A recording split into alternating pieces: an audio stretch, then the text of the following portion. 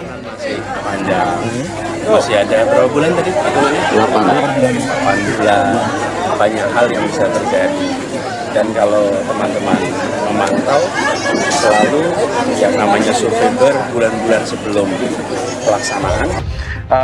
Yang menarik adalah 3 wilayah tengah ke barat itu basis Anies Baswedan, dari tengah, Jawa Tengah ke timur itu relatif menjadi basisnya Prabowo.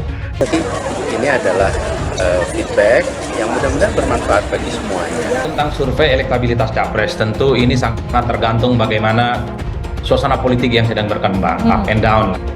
Kalau kita melihat konfigurasi politik secara umum, Prabowo itu memang kuat di tahun 2020 dan tahun 2021. Dulu basisnya Ganjar Pranowo, mohon maaf.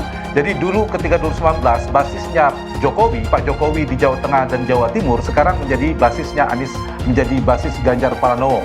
Ganjar sangat kuat seperti Pak Jokowi di Jawa Tengah. Itu masih fluktuatif. Jadi semuanya menjadi bahan untuk masing-masing menjadikan itu feedback untuk bisa menata rencana strategi dan operasi. Bahwa survei yang terakhir dirilis oleh Semarsi adalah survei lewat telepon yang targetnya adalah 80% dari total populasi pemilih ya. Kemudian Jawa Timur meskipun tidak terlalu unggul, terlalu kokoh, tapi juga relatif unggul. Nah, yang menarik saya ingin menjawab pertanyaan tadi. Jawa Barat, Banten, dan DKI. DKI Pak Jokowi yang menang tipis 52%, Pak Prabowo 48%. Karena ada sekitar 20-an% pemilih yang tidak punya handphone.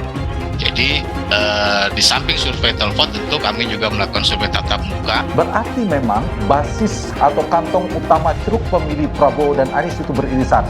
Mas Anies lebih banyak mengambil pemilih Prabowo ketimbang pemilih Pak Jokowi, lebih banyak mengambil pemilih Pak Prabowo. Dengan target 100% pemilih, tapi frekuensinya tidak sering survei telepon.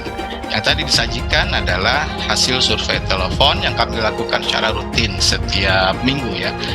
Jadi saya kira ini potensi tergerusnya suara Pak Prabowo di kantong-kantong Prabowo di 2019 akan diambil oleh Anies itu semakin besar. Namun mesti jangkauannya tidak seluruh dari total populasi. Kami melihat ada hasil yang cukup konsisten dalam survei telepon dengan survei tatap muka. Ada 3 nama yang mendapat dukungan paling signifikan, Ganjar Pranowo, Prabowo Subianto, dan juga Anies Baswedan. Telat panas. Dulu ketika diumumkan sebagai kandidat capres dari Nasdem di bulan Oktober, publik berharap ada data-data pembanding yang kemudian disodorkan sebagai tawaran alternatif, sebagai sebuah pembaharuan dan perubahan di negara ini. Tapi nyatanya itu tidak terlampau disodorkan. Tapi di wilayah-wilayah Jokowi, itu Anies tidak begitu kuat. Kita perhatikan misalnya di Jawa Timur, Anies hanya mendapatkan perolehan hanya 9% di Jawa Tengah. Di Jawa Timur juga urut 3, artinya hanya sekitar 19%. Ini wilayah Jawa Timur memang masih relatif kompetitif ya. Di luar apa yang disampaikan oleh Mas Denny tadi, saya melihat Anies ini tidak terlampau kuat sosoknya dijadikan sebagai simbol oposisi. Anies ini berbeda secara total dengan Prabowo Subianto. Anies Baswedan ungguli Ganjar Pranowo. Elektabilitas bakal calon presiden atau baca pres yang diusung Koalisi Perubahan untuk Persatuan KPP Anies Baswedan mengungguli Gubernur Jawa Tengah Ganjar Pranowo yang diusung PDI Perjuangan dan Partai Persatuan Pembangunan P3.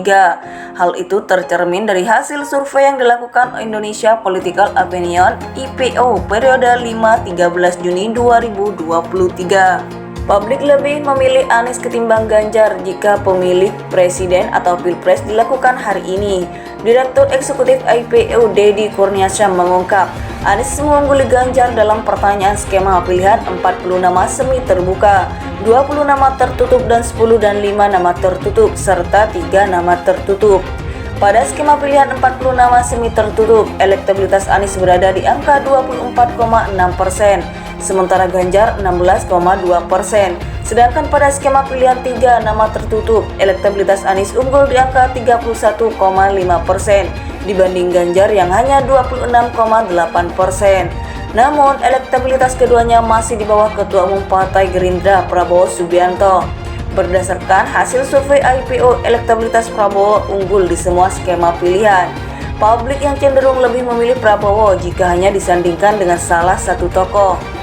Saat dihadapkan dengan Anies, misalnya Prabowo dipilih 58,3%, sedangkan Anies 37,1%. Sementara yang tidak menjawab ada 4,6%. Adapun jika dihadapkan dengan Ganjar, Prabowo unggul dengan 51,7%, sedangkan Ganjar 36,5%. Dengan 11,8% pemilih tidak menjawab. Jika dihadapkan dengan Anies, Ganjar hanya memperoleh 44,5%, sedangkan Anies 52,%, sementara 3,5% tidak menjawab. Survei yang dilakukan IPO menggunakan metode multi-stage random sampling dengan margin of error atau pengukuran kesalahan 2,9% dan tingkat akurasi data 955. Survei tersebut mengambil 1.200 responden yang tersebar secara proporsional secara nasional sebagai sampel. Elektabilitas bakal calon presiden atau baca pres yang diusung Koalisi Perubahan untuk Persatuan KPP Anies Baswedan mengungguli Gubernur Jawa Tengah Ganjar Pranowo yang diusung PDI Perjuangan dan Partai Persatuan Pembangunan P3. Hal itu tercermin dari hasil survei yang dilakukan Indonesia Political Opinion IPO periode 5-13 Juni 2023. Publik lebih memilih Anies ketimbang Ganjar jika pemilik presiden atau pilpres dilakukan hari ini.